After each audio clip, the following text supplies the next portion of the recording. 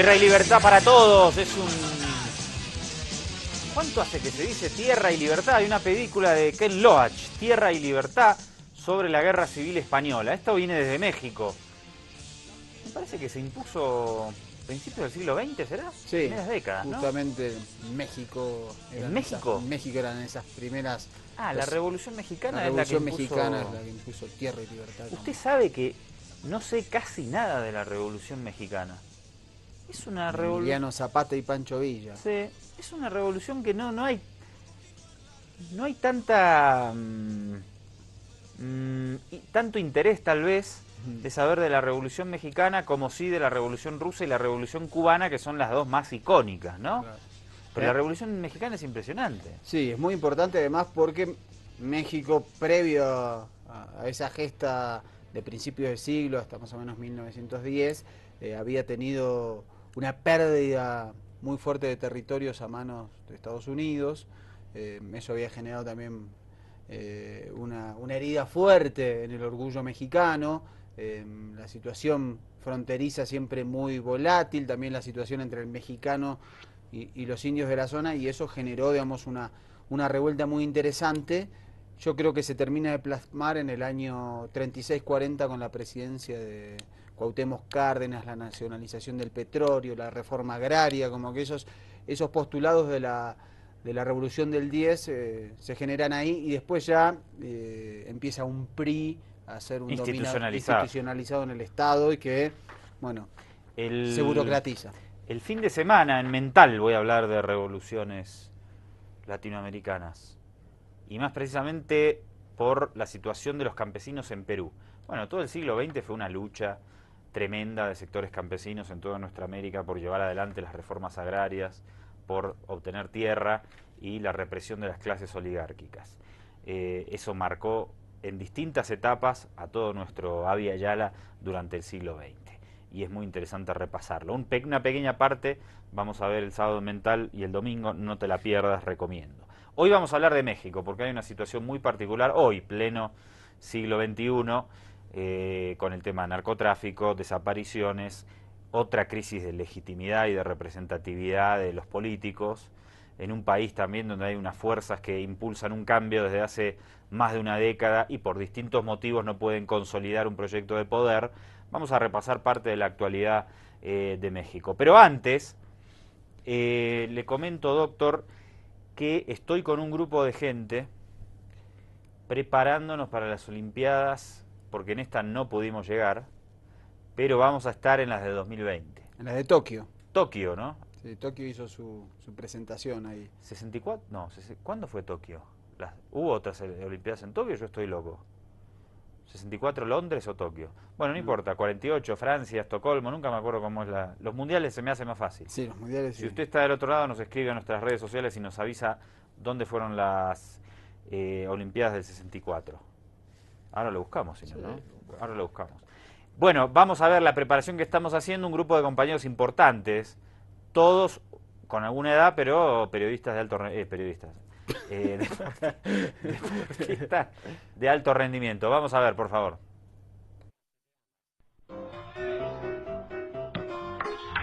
Oh, snap!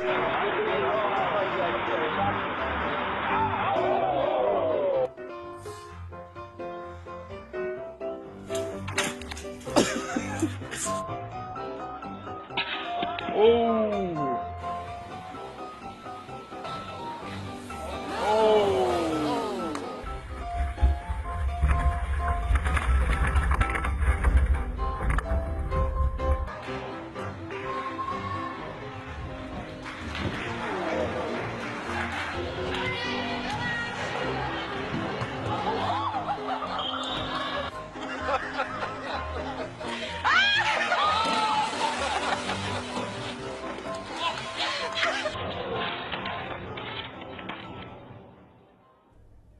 Bien, ahí estamos. No, hay algunos que estamos jóvenes todavía. Y vamos, no nos para nadie. En el camino hasta Tokio 2020. ¿Sabe qué edad tenía el medallista más viejo en estas Olimpiadas? Uno vi que tenía 41. 58 ¿De qué? en hípica. es decir, con caballitos saltando obstáculos. O sea que tenemos chance todavía. Le- El que está fuera es Víctor, que ya tiene más de 60. ¿Quiere saber las ediciones? A ver, 64. A ver, ¿por qué? Tokio. A ver, sede de Juegos Olímpicos. 1948, Londres. 1964, Tokio, efectivamente. ¡Sí! 68, México. 72, Múnich. Tuvo un antecedente pesado. 76, Montreal. 80, Moscú. 84, Los Ángeles. 88, Seúl. 92, Barcelona. 96, ya me sé. Atlanta. Ahí estoy bien, pero... Atlanta, Sydney, Atenas, que siempre de Atenas se decía que iba a ser la del 96 porque eran los 100 años. Recordemos que los Juegos Olímpicos se iniciaron en la ciudad de Olimpia, en Grecia, y eran no solo juegos deportivos, sino también literarios. A propósito de Tokio, tenemos que mirar a los pueblos orientales y aprender de ellos. El otro día estaba viendo un documental de Robert McNamara, quien participó en la Segunda Guerra Mundial y fue secretario de Defensa de Estados Unidos en la década del 60, contaba cómo Estados Unidos, ya antes de Hiroshima y Nagasaki, había destruido gran parte de Japón. Gran porcentaje de las ciudades habían sido destruidos por los bombardeos indiscriminados. Las bombas atómicas fueron la frutillita del postre. Vamos a ver si subtitulamos en algún momento ese fragmento porque es impresionante. Y hay que ver cómo esos pueblos... porque China también fue masacrado, primero por los japoneses, principalmente por los japoneses, los vietnamitas ni se diga con los franceses y los norteamericanos, y cómo se reconstruyeron, Sí, cómo se reconstruyó Japón, hacer una potencia tecnológica en 30 años, después de las bombas atómicas y la destrucción prácticamente total del país. Impresionante, tenemos que aprender, ¿no? Sí, hay culturas que nos demuestran digamos, cuando caminas todos para un solo lado, en este caso para la reconstrucción de una nación luego de una contienda bélica o una guerra civil, se puede. Vamos a México entonces, lo que te habíamos prometido. Empezamos por el tema escolar. Los sindicatos ligados a la educación siempre son poderosos. Sí, en la Central Nacional, la Coordinadora Nacional de Trabajadores de la Educación son muy fuertes, tienen varias vertientes además. De vez en cuando les masacran en Oaxaca un par de veces. Sí, la sindicalización allá es baja en cuanto a organizaciones madres sindicales, pero muy fuertes en algunos gremios específicos, en algunos sectores de trabajo. Primer reporte de Telesur, contexto de México. El movimiento magisterial independiente decidió no participar en el inicio del ciclo escolar 2016-2017 en México para exigir la anulación de la reforma educativa del gobierno de Enrique Peña Nieto. El objetivo de esta acción, afirman los docentes, es que las autoridades tomen en serio sus demandas. Estoy retando a la autoridad a decirle no, ni un paso atrás. Nosotros ni un paso atrás porque somos maestros dignos, porque somos maestros que creemos en la educación pública y estamos dispuestos a defenderla. Luego de que el diálogo con el gobierno quedara suspendido, los profesores insistieron en que la reforma educativa promulgada en 2013 solo busca despedir a maestros críticos y abrirle la puerta del sector a la iniciativa privada. Esta reforma educativa no tiene más que un mecanismo muy sofisticado para despojar la educación pública y pasarla al sector empresarial. Otro elemento de la reforma educativa que ha molestado a diversos sectores es la llamada autonomía de gestión, que deja en manos de maestros y padres de familia la manutención de muchas escuelas públicas. Es ilógico porque con el sueldo que hay no alcanza a veces ni para comer, y menos para hacer una escuela pública, para pagar una escuela pública que ya por ese aspecto se volverá privada. Por su parte, las autoridades enfatizaron que no habrá diálogo con los maestros inconformes si estos no regresan a clases y advirtieron que la reforma educativa sigue en pie. Lo que hoy procura el sistema educativo a partir de la reforma educativa es el que la niñez de nuestro país tenga una educación de mayor calidad, que se siga educando en los valores que se tienen. Al mismo tiempo que el presidente inauguraba el nuevo ciclo escolar, la Coordinadora Nacional de Trabajadores de la Educación marchó en la capital y en los estados de Chiapas y Oaxaca para reiterar su oposición a la reforma. Los maestros consideraron incongruente que la reforma educativa les exija ser evaluados para no perder su empleo, cuando según una investigación periodística, el presidente plagió al menos el 30% de su tesis profesional. Y justamente a estos problemas coyunturales que vive el presidente de México, Enrique Peña Nieto, se suma lo que nos contaba este cronista de Telesur sobre el final de la nota. Aristegui Noticias, la periodista, que es una de las grandes investigadoras sobre la vida del presidente, en su canal de noticias, informa sobre que plagió su tesis de grado, o una gran parte, el presidente de los Estados Unidos de México. En 1991, Enrique Peña Nieto presentó su tesis para obtener el título de licenciado en Derecho por la Universidad Panamericana. La tituló El presidencialismo mexicano y Álvaro Obregón. Una revisión a la tesis evidencia que el hoy presidente de México plagió al menos 197 párrafos de los 682 que integran el texto. Es decir, casi el 29% de su tesis fue robado de las obras de otros autores. Enrique Peña Nieto plagió párrafos textuales de una obra escrita por el expresidente Miguel de la Madrid sin hacer referencia a él ni citarlo en la bibliografía. También se atribuyó palabras de al menos 10 autores, entre ellos el historiador Enrique Krause y los doctores en Derecho Diego Valadez y Jorge Carpizo. El plagio al expresidente de la Madrid es el más escandaloso. Peña Nieto reprodujo íntegros al menos 20 párrafos de su libro Estudios de Derecho Constitucional, publicado por la UNAM en 1977. Este es un extracto del capítulo 4 de su tesis, idéntico a la página 37 del libro del expresidente de la Madrid. Después de esta crítica general, Carranza señaló que los derechos individuales que la Constitución de 1857 había declarado como la base de las instituciones sociales habían sido conculcados sistemáticamente por los diversos gobiernos, que las leyes del juicio de amparo, ideado para proteger aquellos derechos, no habían hecho otra cosa que embrollar la justicia. Este no fue el único caso en que el actual presidente de México copió párrafos sin aclarar que no eran de su autoría. En la introducción de su tesis, Enrique Peña Nieto invitó a sus lectores a hacerle comentarios. Su asesor fue el doctor en Derecho Eduardo Alfonso Guerrero Martínez, actual magistrado del Poder Judicial de la Ciudad de México. En su currículum se afirma que el funcionario ha dirigido más de 193 tesis y ha sido jurado en más de 367 exámenes profesionales. En la revisión hecha al texto, puede verse que Peña Nieto también copió de manera textual párrafos completos de libros como el de Linda Hall, académica de la Universidad de Nuevo México, de otros historiadores como Alberto Morales Jiménez, Víctor López Villafañe, José María Calderón y Emilio Rabasa. También de los doctores en Derecho Felipe Tena Ramírez y José de Jesús Orozco Enríquez, actual integrante de la Comisión Interamericana de Derechos Humanos y ex magistrado electoral. Bueno, ya no se puede confiar en nadie, parece ser.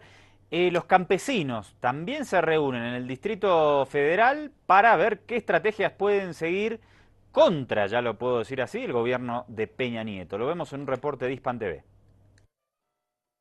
Durante la reunión nacional de dirigentes campesinos, trabajadores del campo manifestaron su hartazgo por la falta de atención a los problemas que afectan la economía familiar de millones de personas. Ante un auditorio repleto de trabajadores agrícolas denunciaron que el gobierno los tiene en total abandono desde hace 25 años, con reducciones constantes al presupuesto para los pequeños productores. Pero también es indispensable decirles al gobierno mexicano que no estamos de acuerdo en la manera en que lleva a cabo la política agropecuaria, en la manera en que distribuye los recursos para las familias del campo de manera inequitativa. Los dirigentes de las organizaciones campesinas independientes manifestaron que esta reunión pugnará por cambios radicales. Dijeron que están cansados de luchar por proyectos pequeños que no han sacado de la miseria a los campesinos. Aseguran que los tractores y costales de semillas que regala el gobierno sirven de poco. Queremos cambios que sean de fondo, cambios que le permitan a cada mujer y a cada hombre del campo labrar su tierra y salir adelante por su propia fuerza, por su propio esfuerzo, con su propio talento. No necesitamos dádivas, no necesitamos limosnas, tenemos con qué salir adelante, pero el gobierno y muchos intereses se han opuesto a que el campo salga adelante. Los líderes aseguran que la contracción del gasto rural ha deteriorado la infraestructura hidroagrícola, los caminos, su mantenimiento, el crecimiento y mantenimiento de instalaciones campesinas y se ha generado pobreza y desempleo, entre otros fenómenos que afectan a la población. La lucha nuestra es por un cambio del modelo. del modelo de desarrollo hacia el campo, donde prácticamente el sector de la agricultura campesina está abandonado, ha sido dejado de la mano y prácticamente no se cuentan con ningún apoyo. Este año se había planteado un presupuesto de cerca de 6,000 millones de pesos. En los recortes presupuestales prácticamente quedó por la mitad. Anunciaron una protesta nacional con una gran marcha en la Ciudad de México, en la que usarán decenas de tractores y otros instrumentos agrícolas el próximo mes de octubre. Varias organizaciones civiles volvieron a manifestar su descontento por las políticas presupuestales del gobierno mexicano. Dicen que se favorece a los grandes monopolios agroalimentarios, mientras que millones de campesinos viven en condiciones de pobreza. Arturo Calvillo, Hispan TV, Ciudad de México. Y estas presiones y enojos populares en México de sectores tan fuertes como el campesino y el docente se reflejan también en la caída en la popularidad del presidente mexicano Enrique Peña Nieto. Hablan de una marca histórica para los gobiernos en México, lo reporta la cadena Univisión. La popularidad del presidente mexicano Enrique Peña Nieto sigue cayendo en picada. De acuerdo con la última encuesta del periódico Reforma, el mandatario enfrenta la peor calificación que haya tenido un presidente de este país desde que el diario inició sus mediciones en 1995. Solo el 23% de los encuestados aprueba el trabajo de Peña Nieto como presidente, 16% menos que hace 6 meses. Mexicanos entrevistados por Univisión dicen el porqué de la pésima calificación. Muy mal. Sí, definitivamente la economía ha estado pésima y bueno, el presupuesto ya no alcanza. Podemos estar más o menos seguros en la ciudad, pero en lugares más alejados, en provincia y todo eso, pues no hay demasiada. Es algo que viven con mucho miedo muchas personas diario. El descontento en las calles se refleja en números.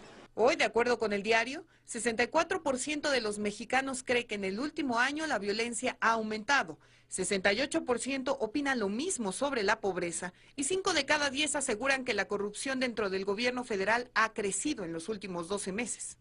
Los escándalos de corrupción son los que más han dañado a Peña Nieto y su familia. Los casos sonados de la Casa Blanca, del departamento en Miami, es obvia corrupción para mí.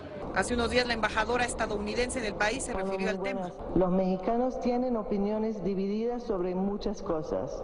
Las águilas o las chivas, las tortillas de maíz o las de harina, el santo o del Blue Devil, Luis Miguel o Alejandro Fernández.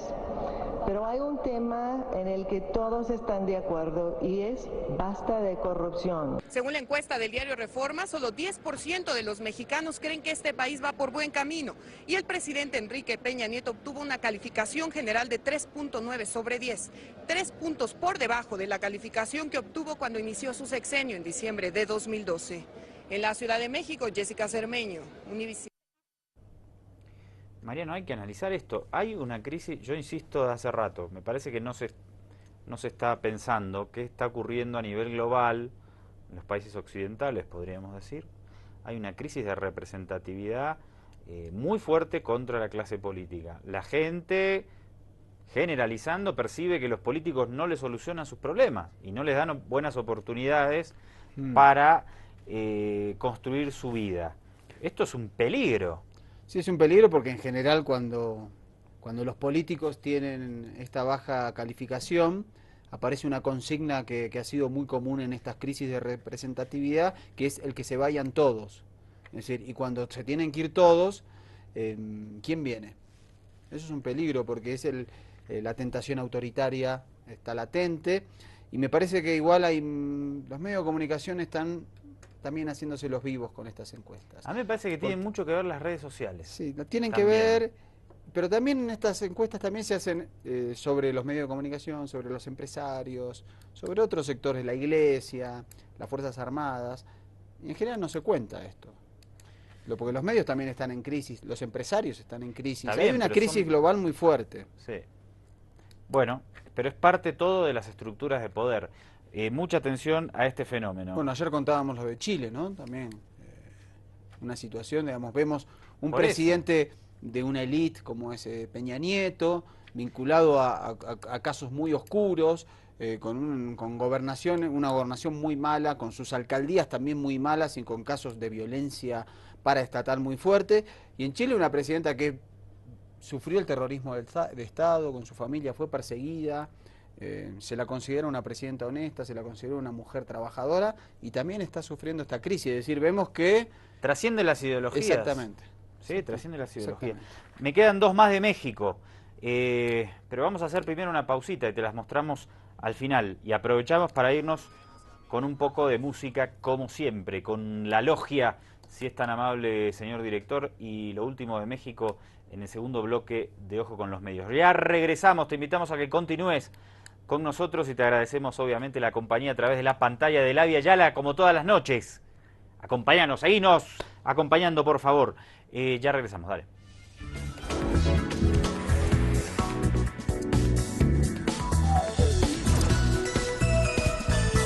Juntos debemos caminar, no estamos solos, no debemos acompañar y Labia Yala, nunca nadie nos parará, hijo de calle. Seguimos en Ojo con los Medios y como te habíamos dicho, ¿le gustó la banda de Sucre? Sí, la logia me encanta. Una banda de los 90, nacida en círculos universitarios, con una mirada social e indígena muy marcada, muy fuerte, y que es de las que cuando vienen para La Paz más seguidores tienen. Excelente. Bueno, volvemos a México, como te habíamos dicho, dos notitas pendientes. Una tiene que ver con los crímenes de lesa humanidad que se están dando en lo que Felipe Calderón declaró como la guerra en contra del narcotráfico y que continuó Enrique Peña Nieto. Sin embargo, TV nos ofrece el siguiente reporte.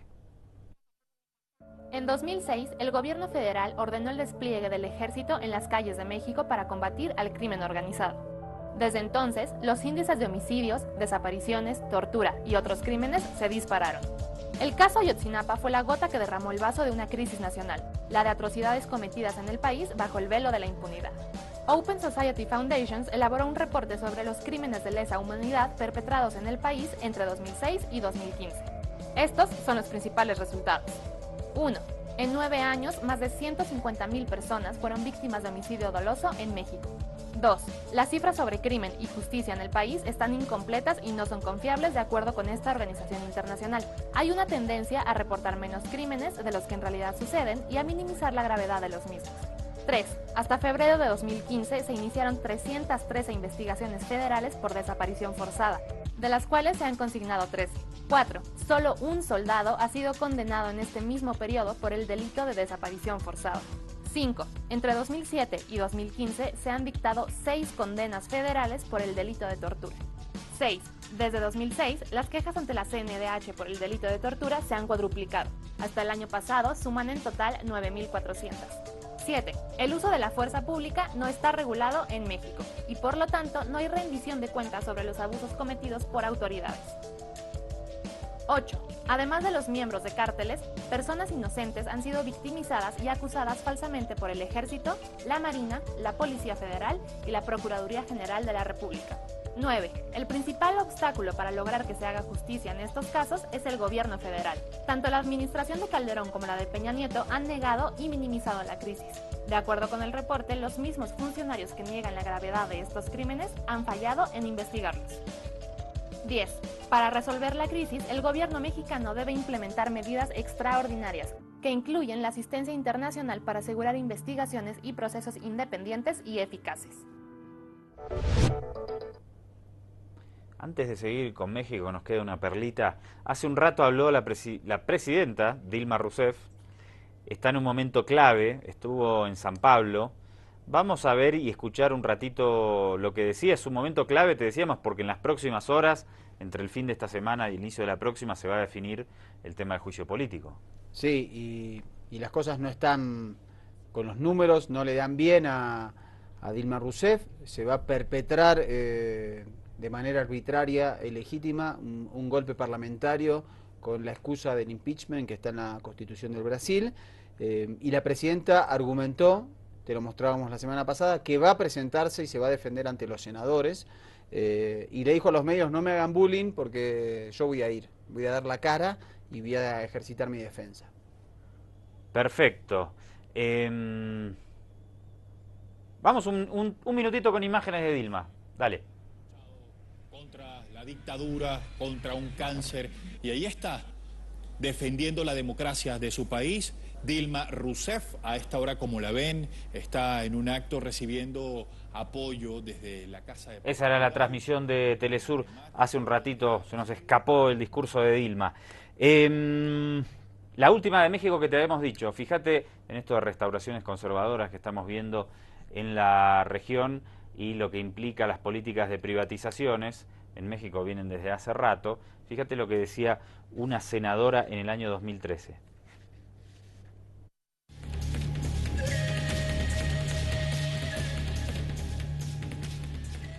Compañeros que están tan animados aquí, divirtiéndose, mientras nosotros nos partimos aquí el alma, ¿verdad? Porque nos sentimos sumamente deprimidos de lo que está sucediendo en este país. Pero ríanse, creo que habrá tiempo para llorar también ustedes su vergüenza.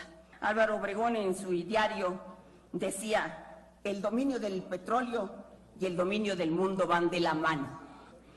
Pero a nosotros, ¿qué nos importa? Privatizar, privatizar, privatizar, le llamen como le llamen. Yo no sé si son inmorales o son ignorantes o son candorosos, pero es que no viene la palabra privatización. Ay, mi amor, qué lindo. No va a venir, pero aunque no la escriban, la piensan y la ejecutan. Esa es la realidad y lo vamos a ver más temprano que pronto. Pues en esta fiebre privatizadora nada va a quedar sin entregar. A pagar con petróleo, señores, a pagar con lo que sea. Y por eso me recuerda a Saramago. Y nomás les digo el final de sus palabras. Ustedes que quieren privatizar y están con este ánimo de los tiempos nuevos, pues vayan, privaticen los sueños, privaticen la ley, privaticen la justicia. Pero si quieren realmente que haya una privatización a fondo, vayan y privaticen a la puta madre que les parió. Y eso sería mucho mejor que lo hicieran, porque al menos esa es suya. Esta patria no les pertenece, porque no se la merecen. Y no me vengan aquí a persinarse. ¡Qué insultos en esta tribuna! ¡Insultos! Patadas, puñaladas, lo que le están dando a México. No tienen vergüenza. Hay veces que hace falta usar ese tipo de palabras, ¿no? Eso fue porque en el 2013 impulsó el Ejecutivo mexicano una reforma al sector energético.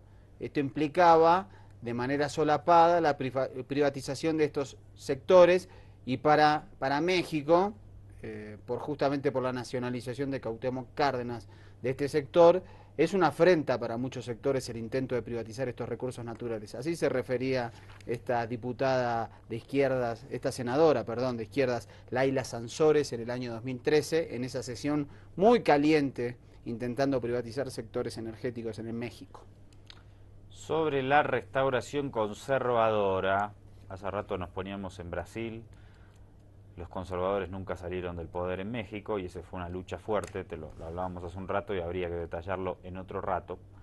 Pero sobre la restauración conservadora, uno de los principales alfiles de estos últimos tiempos ha sido Luis Almagro, secretario general de la OEA. Vuelve a atacar a Venezuela, lo vemos. El secretario general de la OEA proclamó el final de la democracia en Venezuela. En una carta dirigida al preso político Leopoldo López, Luis Almagro calificó al gobierno de Nicolás Maduro de régimen. La sentencia que reafirma tu injusta condena marca un hito, el lamentable final de la democracia en Venezuela. Párrafo a párrafo es asimismo la terminación del Estado de Derecho. En esa sentencia queda claramente establecido que en Venezuela hoy no rige ninguna libertad fundamental y ningún derecho civil o político, y que estos han expresamente quedado sin efecto en la conducción de los asuntos del gobierno. Almagro se refería así a la reciente ratificación de la condena a casi 14 años de prisión para López por parte de la Corte de Apelaciones de Caracas. En la misiva de 8 páginas, el secretario de la OEA aseguró que el de Maduro ha sido un régimen ineficaz. El pueblo de Venezuela es víctima de la intimidación, convertida en el signo político gubernamental más tangible. Es el corolario de una gestión ineficaz de gobierno que procura mantener el poder negando al pueblo la posibilidad de decidir mediante el voto, recurriendo a la violencia contra quienes manifiestan o tienen otras opiniones y sobre quienes votan las leyes. Consideró además legítimo que diferentes bloques internacionales manifiesten su preocupación sobre la situación en Venezuela y respaldó la decisión de 3 de los países miembros del Mercosur al rechazar que Venezuela asuma la presidencia pro tempore, argumentando que no hay respeto por los derechos humanos. Hoy nuestras conclusiones son las mismas a las que llegan los países del Mercosur, que se han negado a aceptar a Venezuela como presidente pro tempore de esa organización. Es una fortísima sanción internacional expresa y clara. Sin duda lo es también la activación de la Carta Democrática Interamericana, cuyas etapas siguientes deberán plasmar aquello que ya ha quedado establecido en el Mercosur. Almagro también respaldó la solicitud de referendo revocatorio contra Nicolás Maduro e insistió en que la crisis institucional que atraviesa el país suramericano menoscaba los derechos. Y esto generó el tuit del día, que nos llega desde Bolivia, míralo.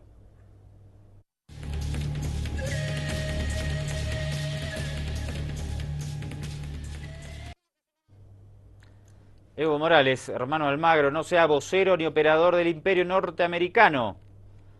Pedir intervención internacional es una actitud colonial y antidemocrática.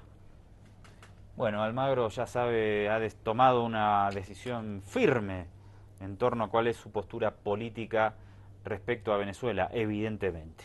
Sí, ha decidido cruzar el charco ideológico, dejar de ser parte de los sectores progresistas en América Latina. Recordamos que el propio presidente Mujica y el sector del Frente Amplio, la organización de la cual es parte o era parte Luis Almagro, lo dejó de lado, le dijo ya no perteneces a esta fuerza. Pepe Mujica le dijo hasta acá llegamos. Evidentemente ha decidido romper con su historia personal y política y convertirse a los aliados de la derecha en América Latina. Parece ser que en Venezuela hay altos funcionarios del gobierno que han firmado para que se lleve adelante el referendo revocatorio contra el gobierno del que son protagonistas. Una cuestión bastante peculiar, porque son altos funcionarios, lo reitero. Funcionarios políticos. El presidente Maduro dijo que obviamente quienes hayan firmado el pedido revocatorio y sean altos funcionarios, funcionarios políticos, designados por el Poder Ejecutivo, van a ser removidos de sus cargos. A ver el reporte. Maduro fijó un plazo de 48 horas para que sus ministros despidan a algunos trabajadores de la administración pública que firmaron para solicitar un referéndum revocatorio que interrumpa su mandato, dijo en las últimas horas un vocero del partido oficial.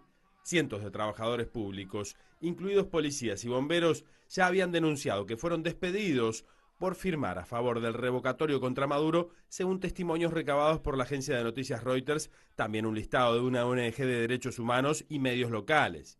El dirigente del Partido Socialista Unido de Venezuela, Jorge Rodríguez, puntualizó que la medida se aplicará a los cargos considerados de confianza o directivos. Hoy, por orden del presidente del partido, Nicolás Maduro, se ha citado a 5 ministros para establecer de forma categórica que no puede haber encargos directivos en ministerios, en instituciones públicas, en gobernaciones y alcaldías, personas que estén en contra de la revolución y del presidente, dijo Rodríguez a periodistas. Recibió la solidaridad de Almagro después de que el 12 de agosto la justicia venezolana ratificara su condena a 14 años, acusado por incitar los enfrentamientos de febrero y marzo de 2014. Almagro afirmó que en Venezuela hoy no rige ninguna libertad fundamental ni ningún derecho civil o político.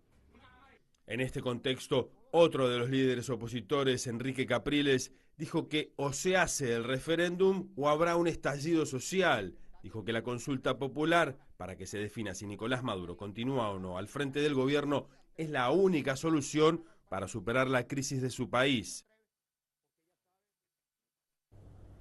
Televisión Nacional de Uruguay. Acá hay un problema. Si a esta altura de los acontecimientos, supongamos, el jefe de gabinete del ministro de Desarrollo Rural de Venezuela firmó por el revocatorio, el gobierno está en problemas, digamos. Tiene metido en cargos de confianza, de designación política, a gente que evidentemente está en contra del gobierno. Exactamente. No habría que echarlos, habría que fusilarlos, lo digo de onda, ¿no?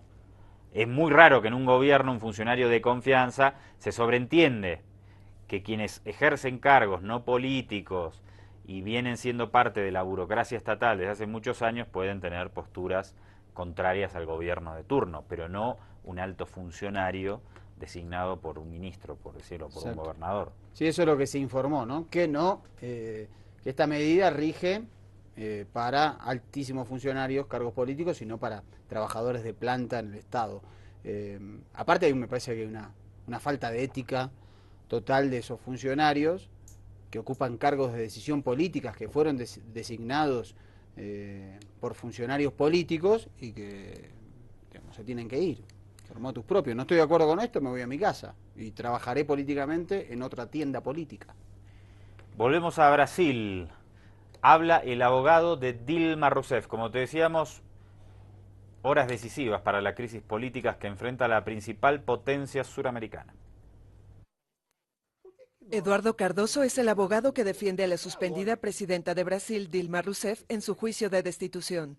El exministro de Justicia de 57 años, con una larga trayectoria en la política, asegura que cuenta con el peso de la historia para influir sobre el Senado en favor de su representada.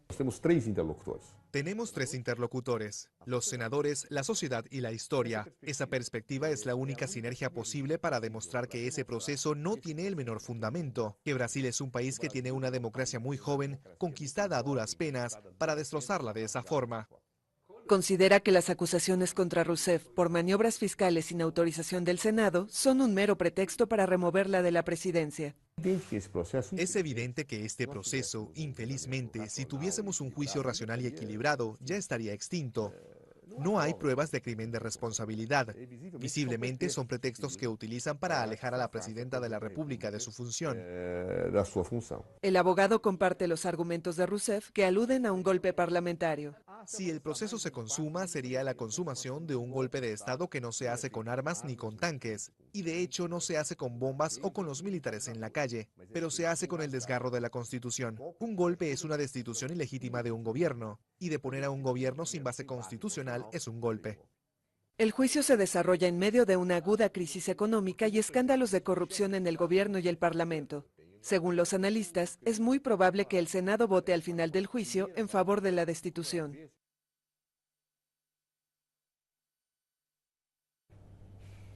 Otro escenario también Brasil de la crisis de representatividad y legitimidad de la clase política de la que veníamos hablando. Problemas en la legitimidad de la presidenta Dilma Rousseff llevaron a esta situación, pero Michel Temer, quien debe reemplazarla, no pudo ni asistir a la despedida de los Juegos Olímpicos. No, de hecho asistió a la apertura y habló un promedio de 5 segundos y fue completamente abucheado. Lo único que dijo: quedan inaugurados los Juegos Olímpicos de Río de Janeiro 2016. Eso fue lo único que dijo y decidió no asistir. No asiste a actos públicos. No ha hecho un solo acto público el presidente interino. Si seguimos así, nos gobernarán los cantantes de heavy metal.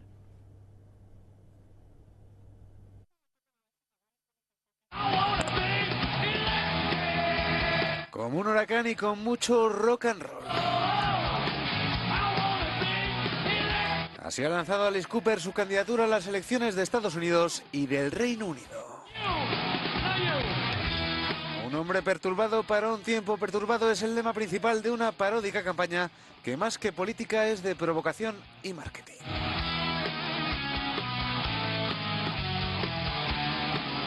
El que es sin duda uno de los rockeros más provocadores de la historia ha lanzado su candidatura coincidiendo con la reedición de su canción más política, Elected, publicada hace ya 44 años y que salió durante la reelección de Nixon.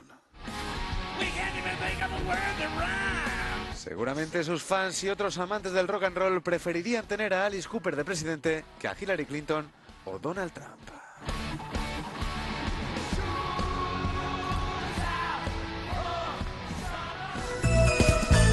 Todos los solos, juntos debemos caminar, no estamos solos, nos debemos acompañar y Javier Ayala, nunca nadie nos parará, hijo de El último bloque, los minutitos que nos quedan, los vamos a dedicar a ver algunas escenitas adicionales sobre la situación interna de la política chilena. En este caso nos detenemos sobre la figura de José Miguel Insulza, ex canciller chileno, ex secretario general de la OEA durante muchísimos años, candidato a la presidencia ahora, representante de la causa marítima chilena. Dice que está dispuesto a competir por la presidencia en la nota que vamos a ver a continuación. Una entrevista muy interesante en la Televisión Nacional de Chile. Te vamos a mostrar 2 fragmentos, no te los pierdas. Adelante, Insulza.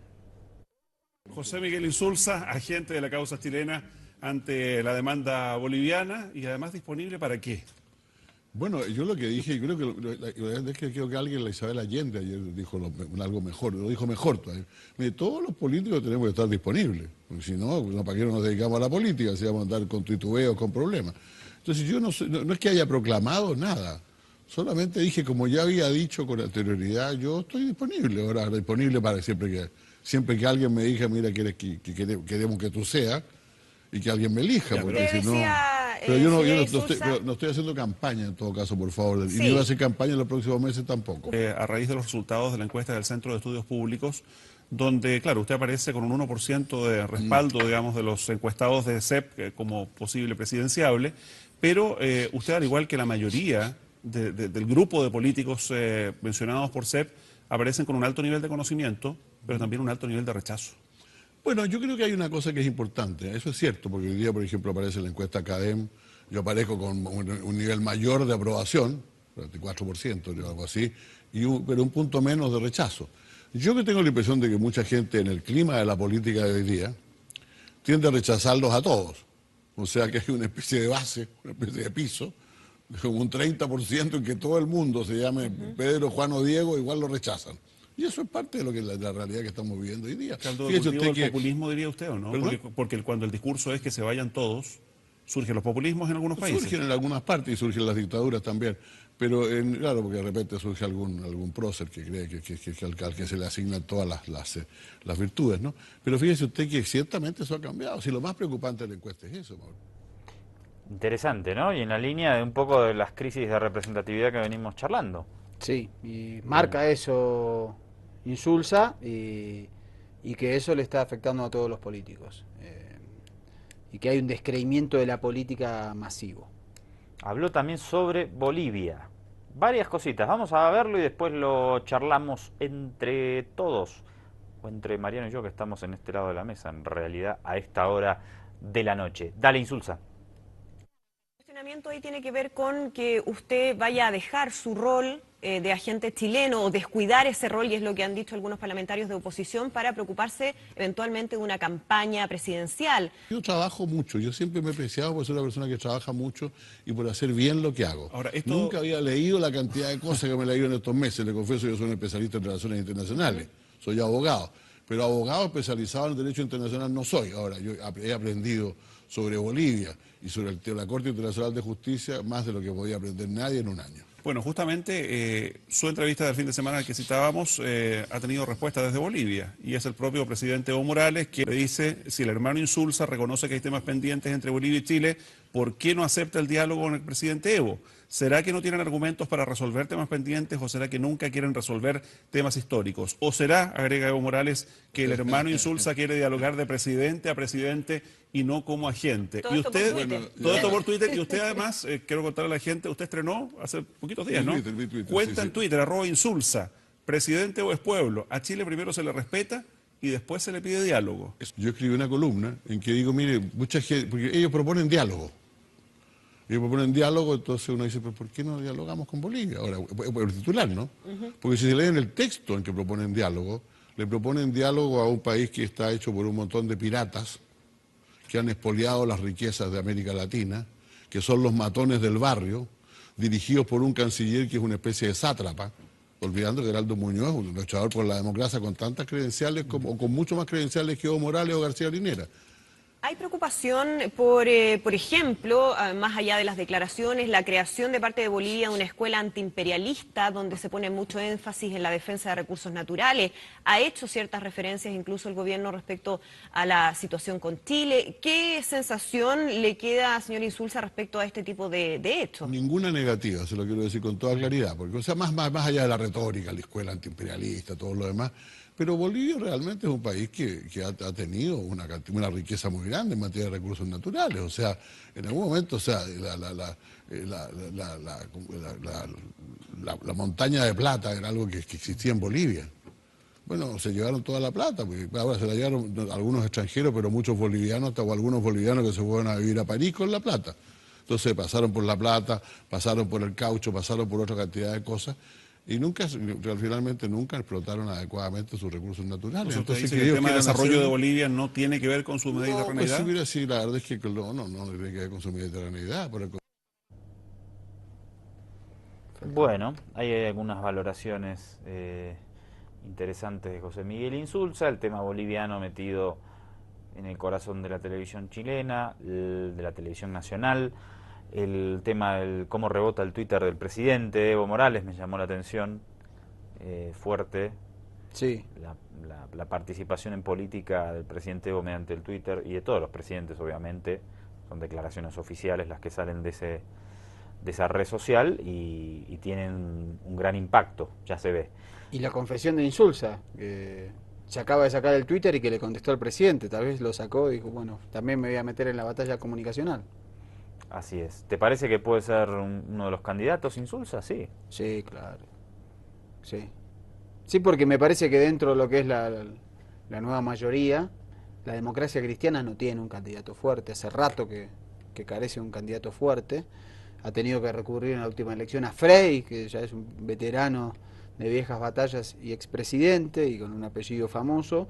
Me parece que sí, tanto Insulza como Lagos son dos pesos pesados. Más definido parece Lagos a correr hacia la presidencial. Vamos a ver qué sucede y cómo se dirime esa evidente interna que ya se está dando ante la estrepitosa caída en la popularidad de Michelle Bachelet. Y la derecha ya tiene candidato, es decir, o por lo menos ya tiene lanzado a Piñera. Al expresidente ya se lanzó. Con 14 le daba de intención de voto, bajísimo. Bajísimo, sí, pero están todos muy bajos. Y después figuras emergentes como Enrique Sominamis, es de las mejores valoradas, y hay otros personajes que acá en la política boliviana no los conocemos tantos, pero que también jóvenes políticos que tienen buena imagen. Creo que también ese descremento de la política hace que otros políticos que no están habituados a la gestión o son más jóvenes tengan buena imagen. Dame por favor, querido Cuchicuchi, la 21, si sos tan amable, y después de ver la 21, son 15 segunditos nomás, nos despedimos del programa de hoy aquí en Ojo con los Medios. A ver.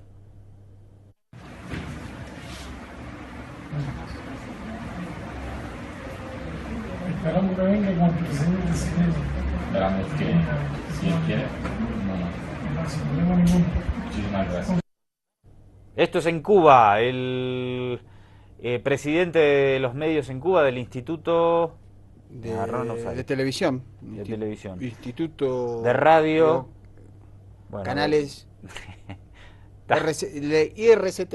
El presidente de los medios de Cuba medios públicos cubanos. El director del canal Hispan TV de Irán están de gira con el canciller, están en Cuba, pasan a Nicaragua, Ecuador, Chile, Bolivia, van a estar el viernes y finalizan en Venezuela, una gira que seguramente están siguiendo muy de cerca nuestros amigos del Departamento de Estado. Con esa imagen nos despedimos, el gusto de siempre de acompañarlos de este lado, que pasen una buena noche. Mariano Vázquez y Andrés Allari los saludan de este lado. Un abrazo grande, hasta mañana. Estoy solo del lado de la gente nací solo, porque a mamá le dio la gana, yo soy solo.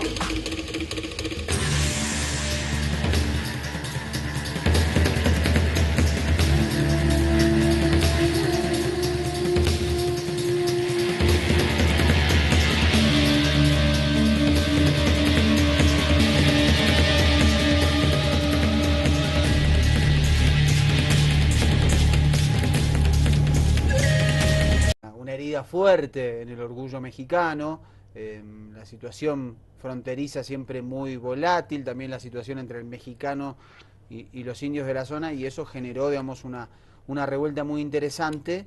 Yo creo que se termina de plasmar en el año 36-40 con la presidencia de Cuauhtémoc Cárdenas, la nacionalización del petróleo, la reforma agraria, como que esos postulados de la Revolución del 10 se generan ahí, y después ya empieza un PRI a ser un institucionalizado en el Estado, y que, bueno, se burocratiza.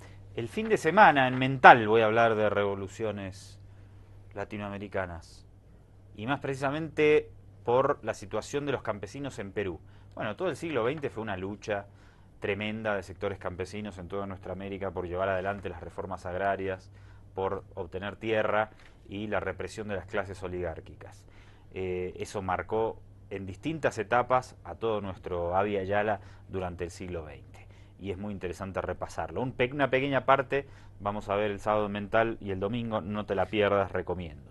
Hoy vamos a hablar de México, porque hay una situación muy particular, hoy, pleno siglo XXI, con el tema de narcotráfico, desapariciones, otra crisis de legitimidad y de representatividad de los políticos, en un país también donde hay unas fuerzas que impulsan un cambio desde hace más de una década y por distintos motivos no pueden consolidar un proyecto de poder.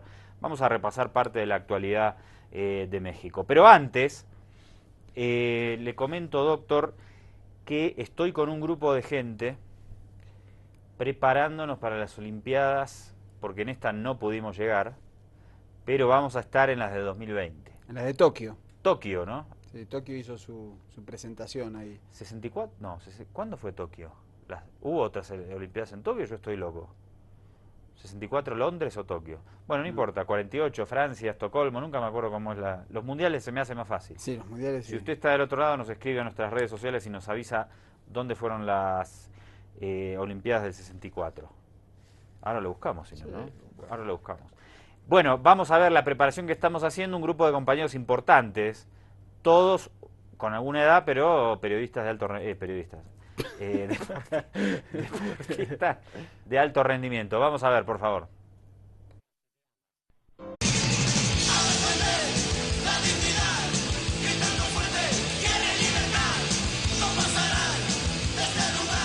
Tierra y libertad para todos. Es un...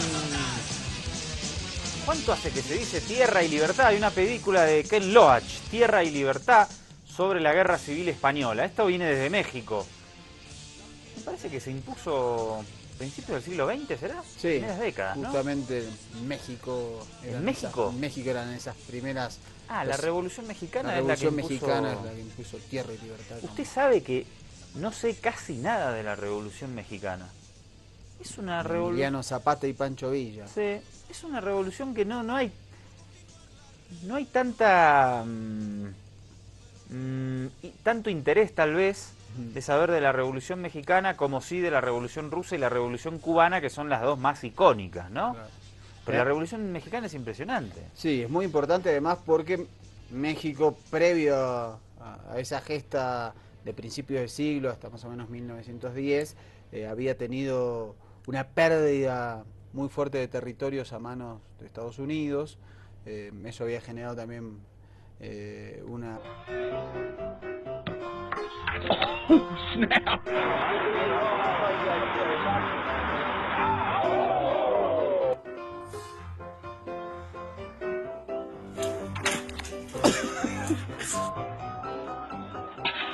Oh!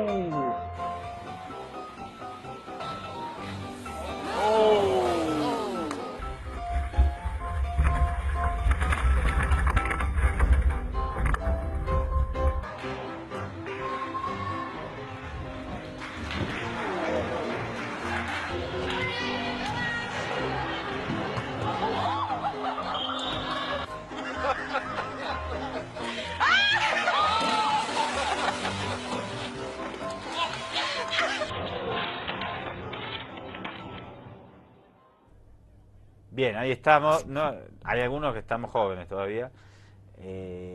Y vamos, no nos para nadie. En el camino hasta Tokio 2020. ¿Sabe qué edad tenía el medallista más viejo en estas Olimpiadas. Uno vi que tenía 41. 58. ¿De qué? En hípica. Es decir, con caballitos saltando obstáculos. O sea que tenemos chance todavía. El que está fuera es Víctor, que ya tiene más de 60. ¿Quiere saber las ediciones? A ver, 64. A ver, ¿por qué? Tokio. A ver, sede de Juegos Olímpicos. 1948, Londres. 1964, Tokio, efectivamente. ¡Sí! 68, México. 72, Múnich. Tuvo un antecedente pesado. 76, Montreal. 80, Moscú. 84, Los Ángeles. 88, Seúl. 92, Barcelona. 96, ya me sé. Atlanta. Ahí estoy bien, pero... Atlanta, Sydney, Atenas, que siempre de Atenas se decía que iba a ser la del 96 porque eran los 100 años. Recordemos que los Juegos Olímpicos se iniciaron en la ciudad de Olimpia, en Grecia, y eran no solo juegos deportivos, sino también literarios. A propósito de Tokio, tenemos que mirar a los pueblos orientales y aprender de ellos. El otro día estaba viendo un documental de Robert McNamara, quien participó en la Segunda Guerra Mundial y fue secretario de Defensa de Estados Unidos en la década del 60, contaba cómo Estados Unidos, ya antes de Hiroshima y Nagasaki, había destruido gran parte de Japón.